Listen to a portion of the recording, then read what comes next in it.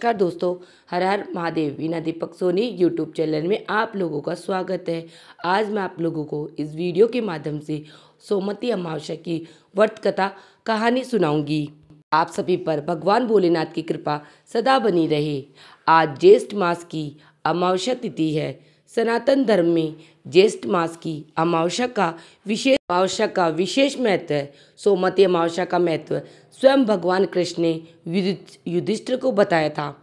ऐसा माना जाता है कि जो भक्त सोमवती अमावस्या का व्रत रखते हैं उन्हें नैतिक और कुलीन संतान के साथ साथ लंबी उम्र भी मिलती है।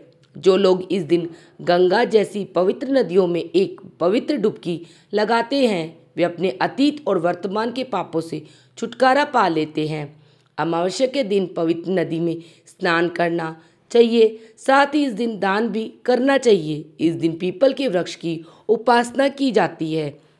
धार्मिक मान्यताओं के अनुसार पीपल के वृक्ष में सभी देवी देवताओं का निवास होता है, इसीलिए दिन पीपल के पेड़ में जल अर्पित करने से सभी मनोकामनाएं पूरी होती है।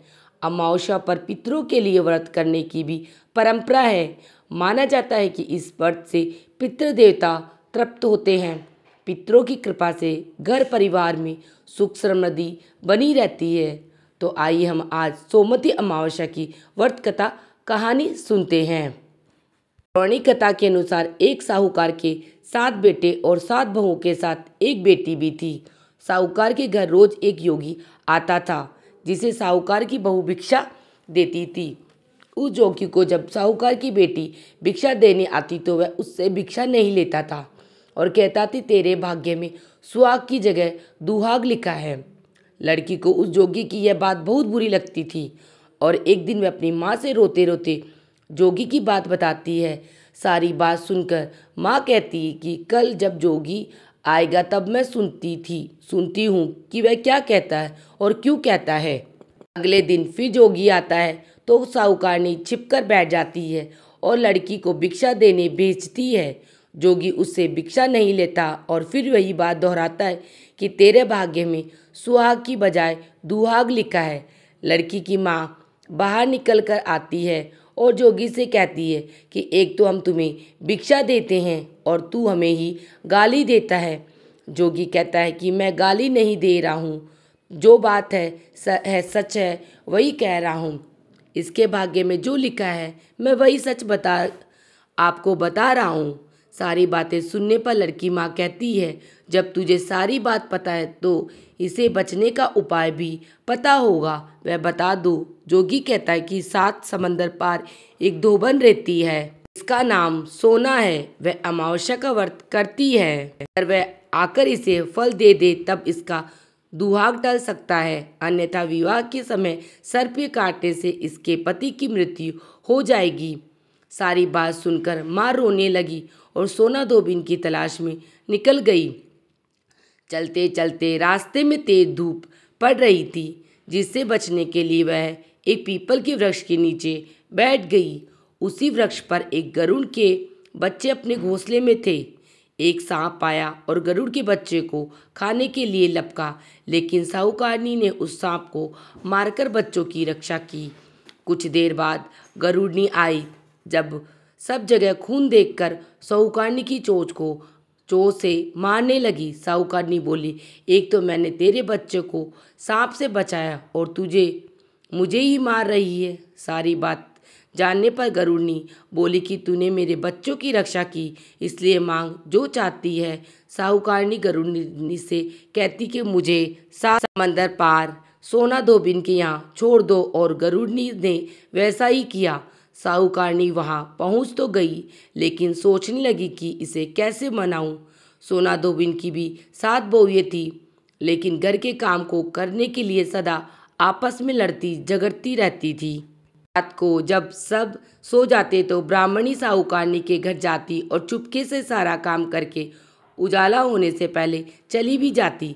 सारी बहुएं आपस में यही सोचती कौन सी बहू है जो सारा काम कर देती है, लेकिन एक दूसरे से पूछने की हिम्मत किसी की भी नहीं होती। एक दिन सोना धोबी ने भी सोचा कि आजकल बहुएं लड़ती भी नहीं हैं और काम भी सारा हो जाता है। सोना धोबी ने सारी बहुओं को बुलाया और पूछा कि आजकल तुम लड़ती भी नहीं हो और घर का सारा काम भी हो जाता है। सोना धोबी ने अपनी बहुओं से पूछा, घर का सारा काम कौन करता है? बहुएं सास से झूठ कहती कि लड़ाई करने से क्या फ़ायदा, इसलिए हम मिलकर काम कर लेते हैं। सोना धोबी को अपनी बहुओं की बात पर विश्वास नहीं होता है और वह रात में जागकर स्वयं सच देखना चाहती है कि कौन घर का सारा काम करता है। रात होने पर सोना धोबी छिपकर बैठ जाती है कि देखो कौन सी बहू काम करती है। रात तो हुई तो वह देखती कि एक औरत चुपके से घर में घुस रही है। वह देखती कि उसने घर का सारा काम कर दिया और जाने की तैयारी में है। जैसे ही साहूकारनी ने जाने लगती है, सोना धोबी उसे रोकती और पूछती कि तुम कौन हो और क्या चाहती हो। साहूकारनी कहती है कि पहले तुम सच वचन तो तब बताऊंगी। सोना धोबी वचन देती है। तब साहूकारनी कहती है, मेरी बेटी के भाग्य में दुहाग लिखा है, लेकिन तुम अमावस्या का व्रत करती हो तो मेरे साथ चलकर उसे सुहाग दे दो।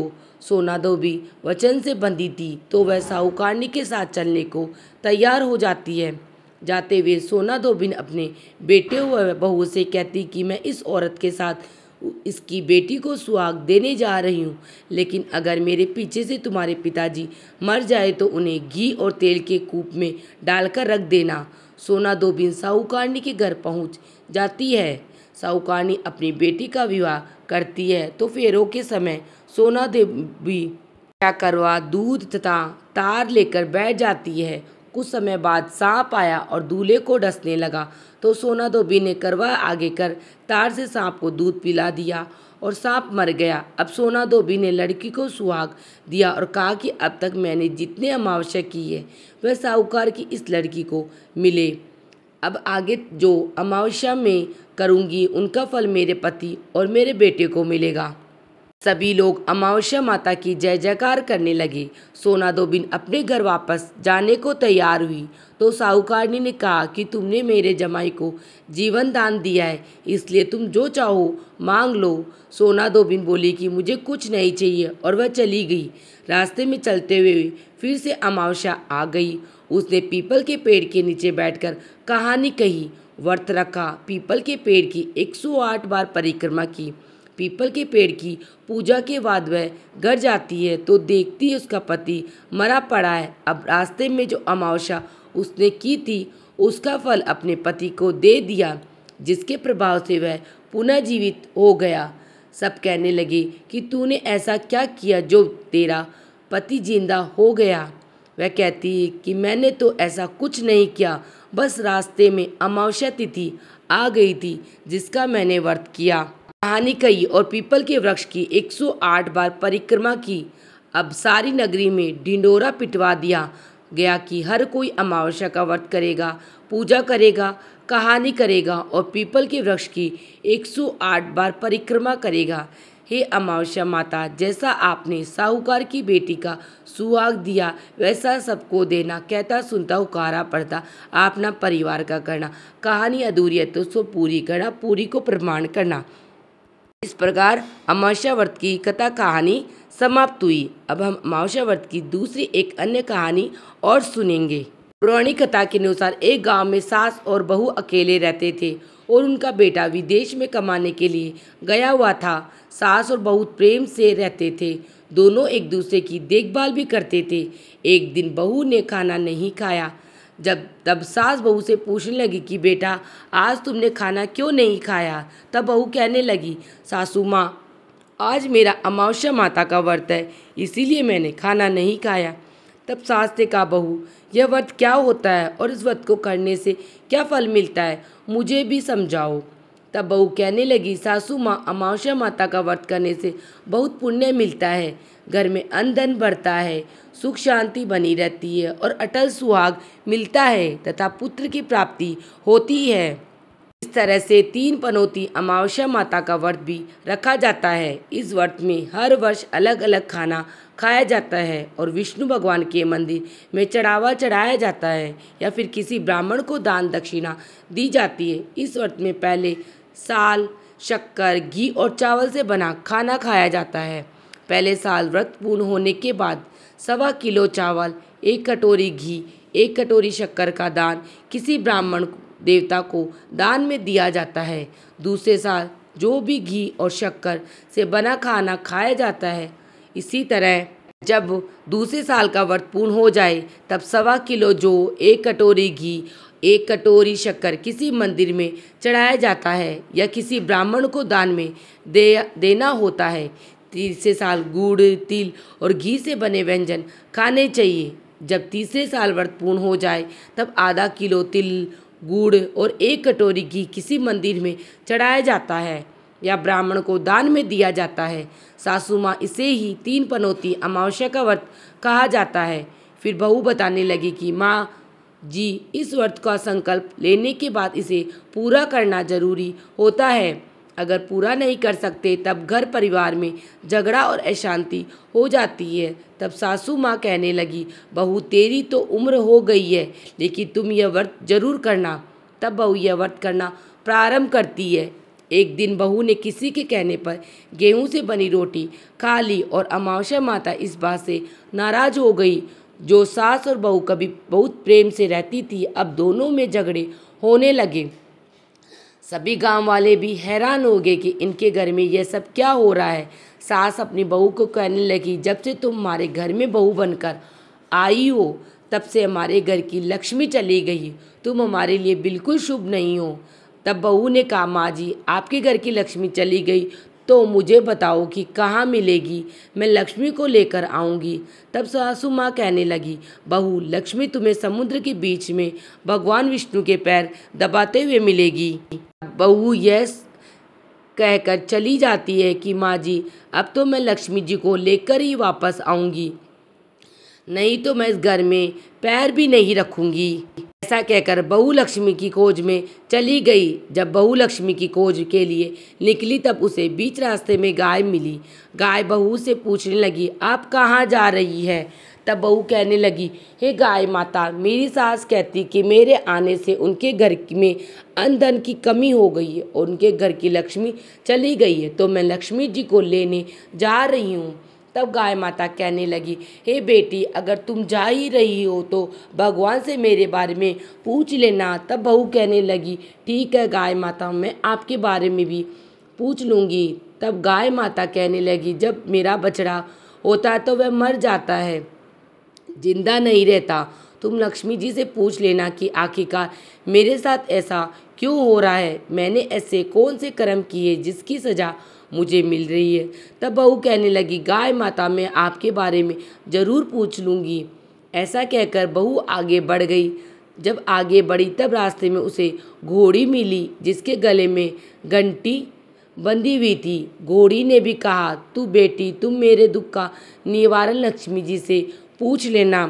तब बहू कहने लगी, मैं ज़रूर पूछ लूँगी। ऐसा कहकर बहू आगे बढ़ गई। आगे जाते ही बहू को एक अंधा बहरा बुजुर्ग मिला। उसने भी बहू से अपनी समस्या के निवारण के लिए पूछने को कह दिया। तब बहू उसकी समस्या भी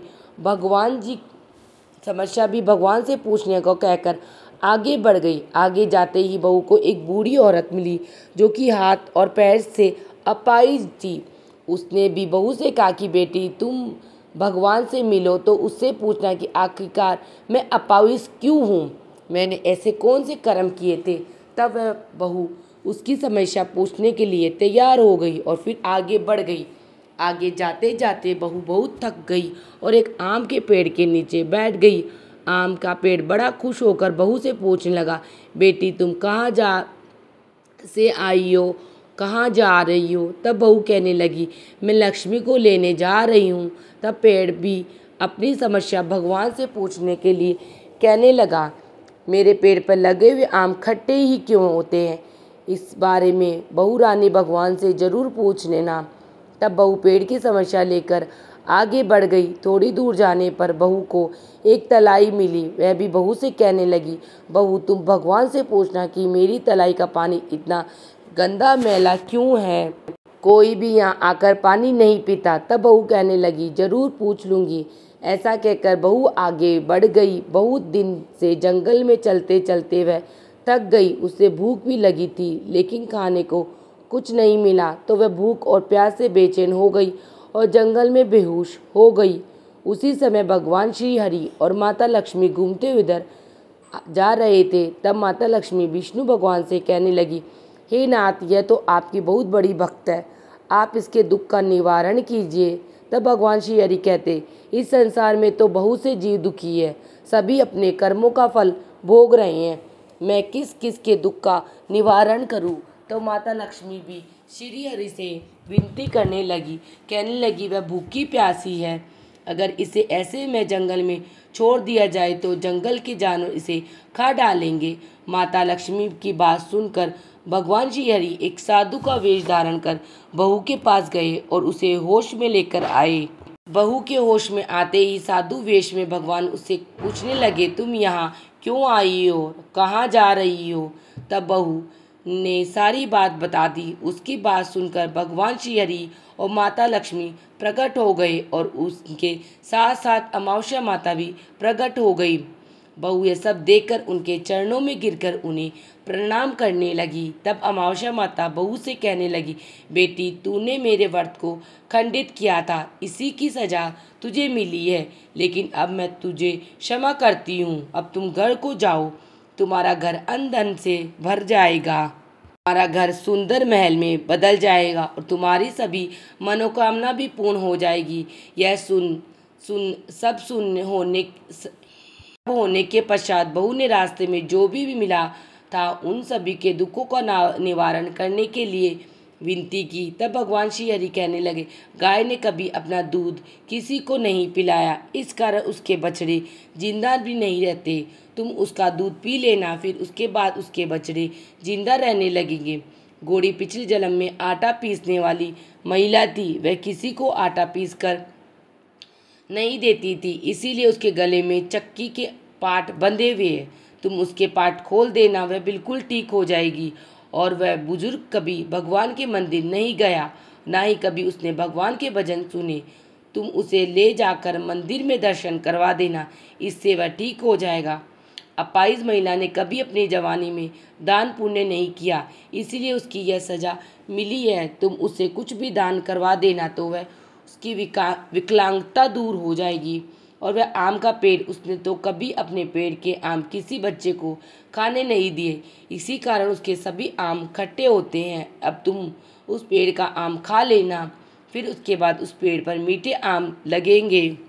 लाई का पानी पिछले जन्म में देवरानी जेठानी थी, वह हमेशा आपस में झगड़ा करती रहती थी, इसीलिए उसका पानी मैला है। तुम उसका पानी पी लेना तो वह तलाई शुद्ध हो जाएगी, फिर लोग वहां आकर पानी पीने लगेंगे। इस प्रकार बहू ने भगवान श्री हरि, माता लक्ष्मी और अमावस्या माता को प्रणाम किया, उन्हें धन्यवाद दिया और अपने घर लौटने के लिए तैयार हो गई। रास्ते में उसे जो भी मिला उनकी सभी समस्या भगवान के कहे अनुसार वह दूर करती चली गई। सभी ने उसे भर भर के आशीर्वाद दिया। घर पहुँचते ही उसका टूटा फूटा घर एक सुंदर महल में बदल गया। उसके घर में अन्न और धन के भंडार भर गए। अब बहू ने सासू माँ से कहा, सासू माँ, आपने तो सच में कहा था कि मैं आपके लिए शुभ नहीं हूँ, मेरे जाने से ही आपके घर में लक्ष्मी आई है, अब आप यहाँ रहे, मैं मरने जा रही हूँ। तब सासू ने कहा, बेटी, यह सब तुम्हारे अमावस्या माता के व्रत करने का फल ही हमें मिला है, यहीं पर रहो, अब तुम यहाँ से कहीं मत जाना। इस प्रकार सास बहू बहुत खुशी खुशी रहने लगी। और फिर एक दिन सास का बेटा भी विदेश से वापस लौट आया। घर में जब उसने खूब धन दौलत और धन के भंडार देखे, तब उसकी माँ ने सारी बात अपने बेटे को बता दी।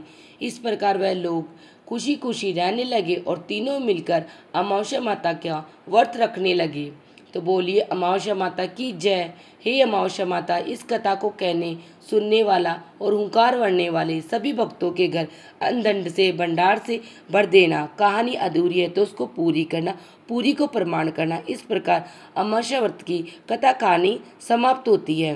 अब अमावस्या माता की एक अन्य कथा कहानी भी हम सुनेंगे। भगवान श्री कृष्ण ने एक बार पक्षीराज गरुड़ ने पूछा, हे प्रभु, पृथ्वी पर लोग अपने मृत पितरों का श्राद्ध करते हैं, उनकी रुचि का भोजन ब्राह्मणों आदि को कराते हैं, पर क्या पितृलोक से पृथ्वी पर आकर श्राद्ध में भोजन करते करते पितरों को किसी ने देखा भी है? तो भगवान श्री कृष्ण ने कहा, हे गरुड़, तुम्हारी शंका का आज मैं निवारण करने के लिए मैं देवी सीता के साथ हुई घटना तुम्हें सुनाता हूँ। सीता जी ने पुष्कर तीर्थ में अपने ससुर आदि 3 पितरों को श्राद्ध में निमंत्रण ब्राह्मणों के शरीर में देखा था। वे कथा सुनो। भगवान श्री कृष्ण कहते, हे गरुड़, यह जो तो तुम्हें ज्ञात ही है कि श्री राम अपने पिता दशरथ की आज्ञा के बाद वनगमन कर गए थे। साथ में देवी सीता भी उनके साथ गई थी। बाद में श्री राम को यह पता लग चुका था कि उनके पिता उनके वियोग में शरीर त्याग चुके हैं। जंगल जंगल घूमते घूमते सीता जी के साथ श्री राम ने पुष्कर तीर्थ की भी यात्रा की। अब यह श्राद्ध का अवसर था। ऐसे में पिता का श्राद्ध पुष्कर में हो, इससे श्रेष्ठ क्या हो सकता था। तीर्थ में पहुंचकर उन्होंने श्राद्ध की तैयारियां आरंभ की। श्री राम ने स्वयं भी विभिन्न शाक फल अन्य उचित खाद्य सामग्रियां एकत्रित की। जानकी जी ने भोजन तैयार किया। उन्होंने एक पके हुए फल को सिद्ध करके श्री राम जी के सामने उपस्थित किया। श्री राम जी ने ऋषियों और ब्राह्मणों को सम्मान सहित आमंत्रित किया। श्राद्ध क्रम में दीक्षित श्री राम जी राम की आज्ञा ने से स्वयं दीक्षित होकर सीता जी ने उस धर्म का सम्यक और उचित पालन किया तथा सारी तैयारियां संपन्न हो गई। अब श्राद्ध में आने वाले ऋषियों ब्राह्मणों की प्रतीक्षा थी। उस समय सूर्य आकाश मंडल के मध्य मांडवा मंडल के मध्य पहुंच गया और कुतुब मुहूर्त यानी दिन का मांडवा मुहूर्त अथवा दोपहर हो गई। श्री राम ने जिन ऋषियों को निमंत्रण किया था वे सभी आ गए थे। श्री राम जी सभी ऋषियों और ब्राह्मणों का स्वागत और आदर सत्कार किया था। भोजन करने के लिए आग्रह किया। ऋषियों और ब्राह्मणों को भोजन देते हुए आसन ग्रहण करने के बाद जानकी अन्न परोसने के लिए वहां पहुंच आई। उन्होंने कुछ भोजन बड़े ही भक्ति भाव से ऋषियों के समक्ष पत्तों के पानी थाली पर परोसा।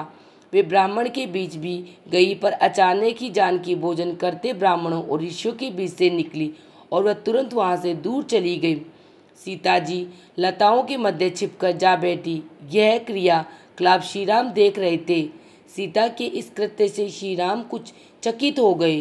फिर उन्होंने विचार किया, ब्राह्मणों को बिना भोजन कराए साध्वी सीता लज्जा के कारण कहीं चली गई होगी। सीता जी एकांत में जा बैठी। फिर श्री राम जी ने सोचा, अचानक इस कार्य को क्या कारण हो सकता है। तभी यह जानने का समय नहीं है। जानकी जी से इस बात को जानने से पहले मैं इन ब्राह्मणों को भोजन करा लूँ, फिर उनसे बात कर कारण समझूंगा। ऐसा विचार कर श्री राम ने स्वयं उन ब्राह्मणों को भोजन कराया। भोजन के बाद ऋषियों को विदा करते समय श्री राम के मस्तिष्क में यह बात रह रहकर कूद रही थी कि सीता जी ने ऐसा अप्रत्याशित व्यवहार क्यों किया।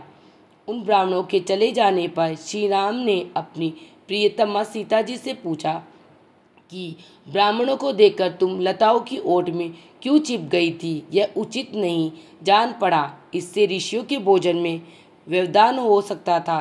वे कुपित भी हो सकते थे। श्री राम जी बोले, हे सीते, तुम्हें तो ज्ञात है कि ऋषियों ब्राह्मणों को पितरों के प्रतीक माना जाता है। ऐसे में तुमने ऐसे क्यों किया? इसका कारण जानने की इच्छा है। मुझे अविलंब बताओ। श्री राम जी के ऐसा कहने पर सीता जी मुंह नीचे कर सामने खड़ी हो गई और अपने नेत्रों से आंसू बहाती हुई बोली, हे नाथ, मैंने यहाँ जिस प्रकार का आश्चर्य देखा उसे आप सुने। श्राद्ध में उपस्थित ब्राह्मणों की अगली प्रांतों में ने तो महापुरुषों को देखा जो राजा जैसे प्रतीत हो रहे थे। ऋषियों ब्राह्मणों के बीच सजे धजे राजा महाराजा जैसे महापुरुषों को देख मैं आश्चर्य में थी। तभी मैंने आपके पिताजी के भी दर्शन किए। वह भी सभी तरह के राजसी वस्त्रों और आभूषणों से सुशोभित थे। आपके पिता को देखकर मैं बिना बताए एकांत में चली आई थी। मुझे न केवल लज्जा का बोध हो रहा वरन मेरे विचार में कुछ और भी आया। तभी निर्णय लिया, हे प्रभु, पेड़ों की छाल वलकल और मृग चर्म धारण करके मैं अपने ससुर के सम्मुख कैसे आ सकती थी। मैं आपसे ये सत्य ही कह रही हूँ। अपने हाथ से राजा को मैं भोजन कैसे दे सकती थी, जिसके दासों के भी दास कभी वैसा भोजन नहीं करते। और पत्तों आदि से बने पात्रों में उस अन्न को रखकर मैंने उन्हें कैसे देती। मैं तो वही हूँ जो पहले सभी प्रकार के आभूषणों से सुशोभित रहती थी और आपके पिताजी मुझे वैसी स्थिति में देख चुके थे। आज मैं इस अवस्था में उनके सामने कैसे जाती, इससे उनके मन को भी क्षोभ होता। मैं उनको क्षोभ में कैसे देख सकती हूँ, क्या यह कहीं से उचित होता। इन सब कारणों से हुई लज्जा के कारण मैं वापस हो गई और किसी की दृष्टि न पड़े, इसलिए सघन लताओं में आ बैठी।